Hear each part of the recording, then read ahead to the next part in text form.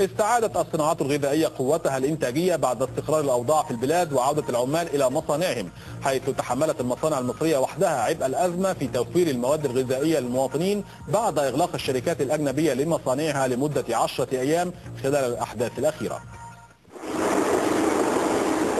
مئات الأطنان من الفاكهة والثمار تستقبلها هذه الماكينات الضخمة يوميا وتحولها الأيادي المصرية إلى منتجات غذائية.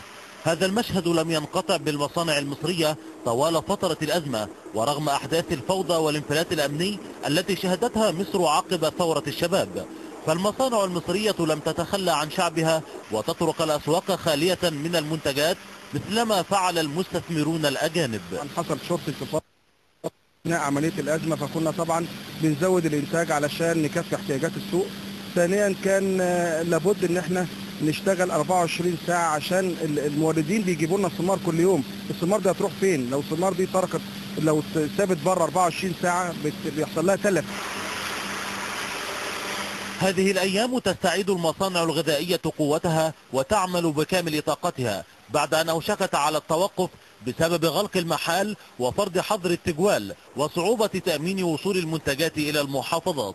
طبعا كانت ظروف غير طبيعية اللي احنا بنشتغل فيها، تأثرنا في المبيعات، لكن احنا الشركة قررنا ان احنا ناخد مخاطرات محسوبة يوم 29 و30 بعد يوم صدق، وبدأنا ننزل السوق شوية بشوية.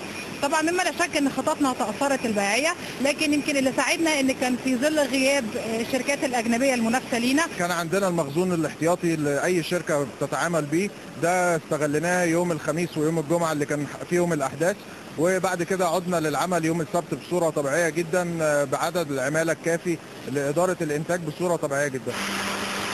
خطوط الإنتاج هذه بأحد المصانع الغذائية المصرية تصل قدرتها إلى 2,000,000 عبوة يوميا بطاقة سنوية تزيد عن 2500 طن، جميعها تدخل الأسواق المحلية بعد توقف حركة التصدير للدول العربية والشرق الأوسط بسبب الأحداث السياسية.